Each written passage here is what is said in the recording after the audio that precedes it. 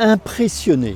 Tous, dans nos vies, nous avons eu des moments où nous avons été impressionnés. C'était à la faveur d'une rencontre familiale, avec des amis, ou peut-être au moment d'un entretien avec une personne importante pour nous, un entretien d'embauche ou une personnalité. Dans ces moments-là, nous nous sommes sentis impressionnés, nous avons peut-être perdu nos moyens et bizarrement, nous nous sommes sentis presque soumis. Qu'est-ce qui se passe? Il y a un mécanisme qui est à l'œuvre à ce moment-là, très présent dans nos sociétés et largement sous-estimé. Ce mécanisme limite votre vie, limite ce que vous pouvez faire. Dans cette vidéo, je voudrais vous montrer comment ne plus vous laisser impressionner en comprenant le concept de violence symbolique.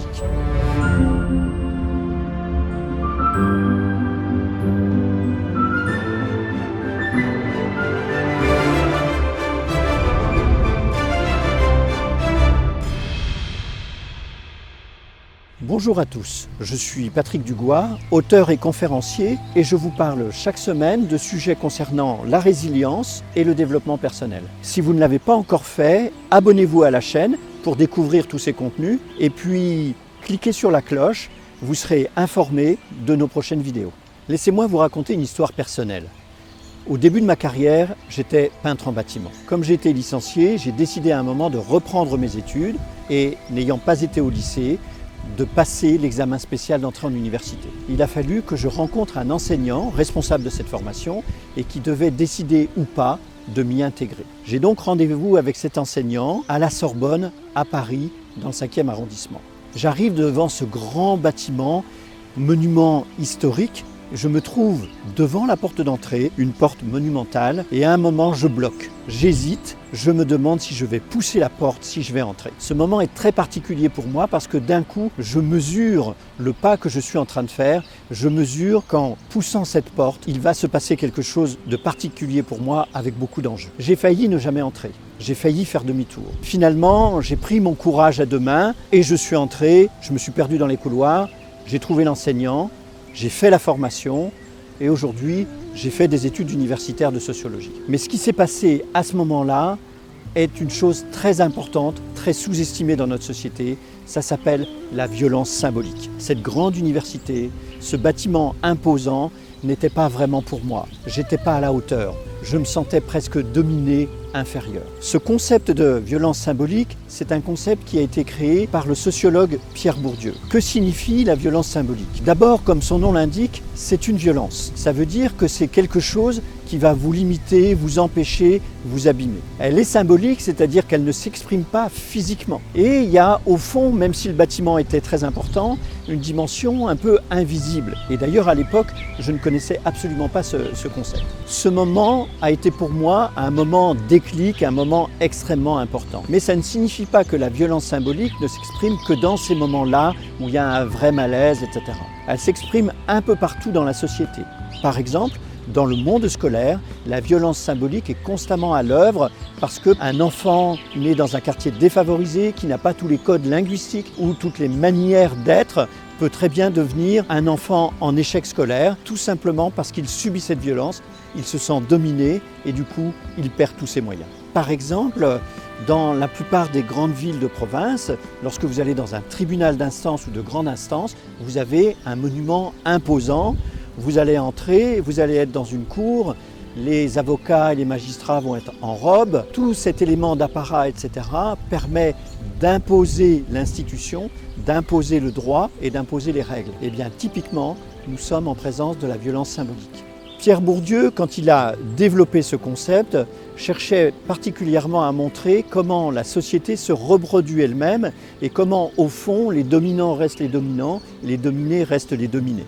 Il a particulièrement développé ce concept dans un premier livre qui s'appelle La reproduction, mais également dans un livre plus petit, plus accessible qui s'appelle La domination masculine, où il montre comment, au fond, le seul statut d'être un homme crée dans la société des phénomènes de domination ou d'accès à des postes de responsabilité plus facilement que pour les femmes. Ce qu'il faut que vous sachiez, c'est que la violence symbolique, vous l'avez subie et vous la subissez encore. Concrètement, qu'est-ce que ça peut produire dans nos vies ?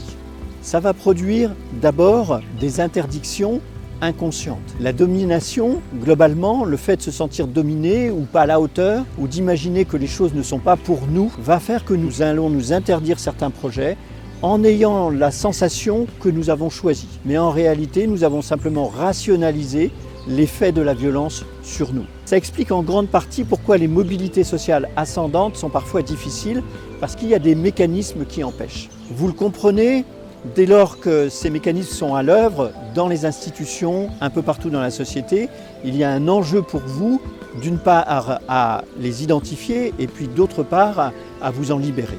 Alors, comment vous pourriez vous libérer de ce phénomène de violence symbolique? Le premier élément très important, c'est d'identifier que la violence symbolique est à l'œuvre pour vous. Parce que, comme je vous l'ai indiqué, elle est un peu partout dans la société, mais elle ne s'exprime pas toujours à votre encontre. Ce qui va être un signe pour vous qu'elle peut être à l'œuvre, c'est cette sensation de malaise, de ne pas être à sa place, de ne pas être à la hauteur. À partir du moment où vous commencez à prendre conscience que la violence symbolique est à l'œuvre, où vous vous dites « moi, je n'ai pas fait les bonnes études », où vous vous dites « je n'ai pas les bonnes références », ou « je n'ai pas assez d'argent », ou « je n'ai pas la bonne voiture, la bonne maison », à partir du moment où ça provoque en présence des autres un malaise, alors il y a de fortes chances que ce soit de la violence symbolique. Vous allez pouvoir vous en libérer en faisant une chose importante qui est de vous souvenir qu'il s'agit d'une violence. Et il n'y a qu'une manière d'arrêter la violence, c'est la révolte. C'est simplement de dire non. Et pour ça, de mobiliser à l'intérieur de vous une espèce de colère froide et intérieure. Pourquoi? Parce que cette colère froide et intérieure va vous donner l'énergie de dire non. Je ne vais pas me soumettre, je ne vais pas m'interdire. C'est exactement ce que je suis allé chercher de manière instinctive et inconsciente devant la porte de la Sorbonne. À partir du moment où vous avez dit non, eh bien cette violence symbolique va être nettement moins à l'œuvre et vous allez retrouver de la force, retrouver vos moyens pour arriver à une troisième étape qui va être de vous dire, eh bien vous avez à oser, à franchir le seuil, à avancer vers l'inconnu et vous allez découvrir que cette violence symbolique n'est au fond qu'un élément que vous êtes libre d'ignorer.